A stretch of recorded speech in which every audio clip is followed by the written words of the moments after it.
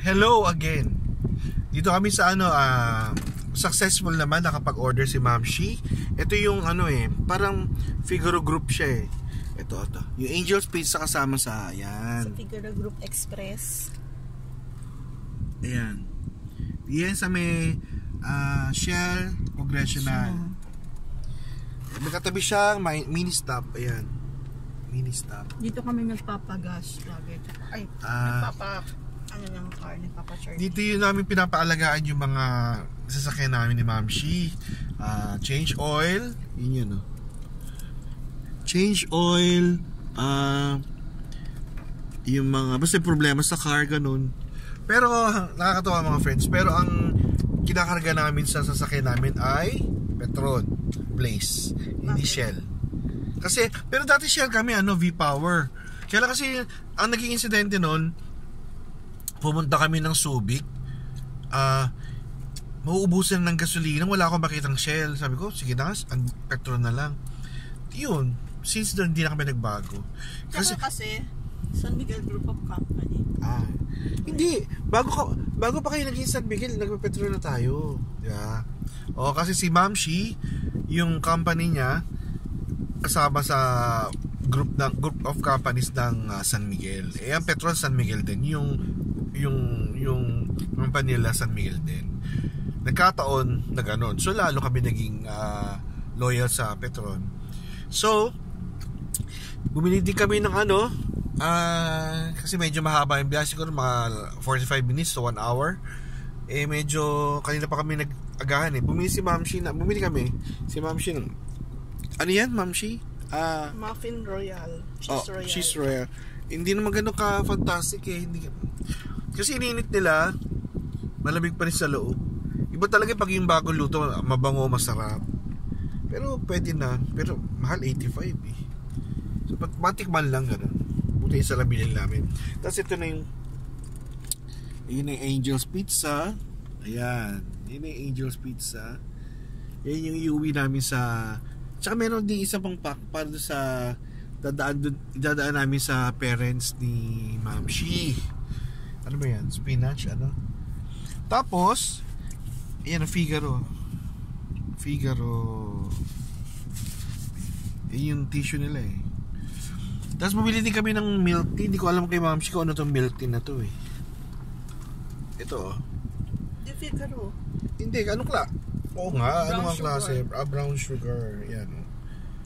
So hindi pa kami umalis kasi siyempre para ma-enjoy naman namin kinakain namin. Kasi although yung dala namin hindi kakainin namin, pamirienda na yun.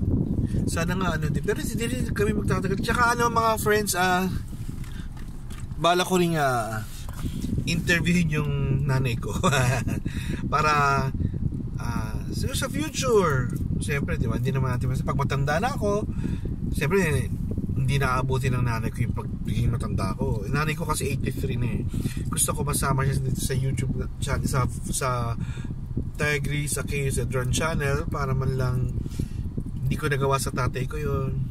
Pero sa nanay ko man lang ma-interview namin siya, yung reviews niya sa buhay. Kaya lang nanay ko kasi medyo nagde-dementia siya.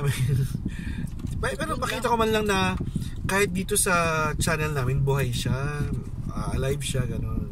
83 na siya, medyo makulit na gano'n. So, tsaka kaya kami uuwi na ngayon nga, 'di ba, last year nung hindi pa kasi nagpa-pandemic, January kasi birthday ng nanay ko. Regular yung namin. Regular kami nakikita-kita ng mga kapatid ko. January, ganun, birthday ng nanay ko, mga parang 29 yata. Lalabas kami, lahat ng kapatid ko. Tapos pagtungtong ng May na, pag piyesta sa Ubando, uwi kami tapos kami, kanya-kanya kaming dala ng pagkain, i-share namin sa amin para may konting handa, ganun. Sineselebrate din namin yung piyesta. Tapos pagtungtong ng usually November, yun yung undas, diba? Ay, tsaka mahal na araw pala. Mahal na araw ay March yun, diba? Basta yun, umuwi din kami doon. So bago yung May na piyesa, uwi muna kami ng mahal na araw. Susunod piyesta, yung end, tapos yung November, yung araw ng patay. Hindi ever ko pa na-vlog yun kasi nagsimula yung vlog ko 2 years ago nung start yung pandemic. Kala ko hindi ako kasama sa vlog. Kasama ka, ano ba? Kukonsider. Hindi na makita eh. Yun. So, hindi nyo pa friends nakikita ko saan nakahimlay ang aking tatay. Maganda naman din yung ano nila eh. Hindi yung usual na nicho na kayo nakabaon sa lupa tapos may mga halaman, ganun. So, after ng November, Pasko, doon. Pero ngayon, hindi kami nakauwi talaga, alos 6 months na. Hindi na rin namin yung birthday ng nanay ko, wala, deadmahan kami. So ngayon uwi kami, pero medyo hapon na. Sabi nga ng kapatid ko, hapon na. Yun. Kaya tayo hindi nakauwi kasi kakasagsagan ng Omicron. Oo, yung Omicron nga. So, mga friends, susunod yung siguro sa bahay na ng sister ko, si Dete Tilet. Bye for now. Observe ba? Ubusin mo na. Okay lang. Oo naman. Bye.